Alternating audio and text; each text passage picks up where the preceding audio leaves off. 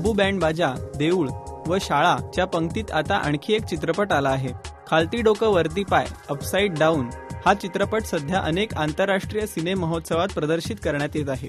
Cannes चित्रपट महोत्सवानंतर artisan festival international AFI world cinema मध्ये हा चित्रपट प्रदर्शित होत आहे.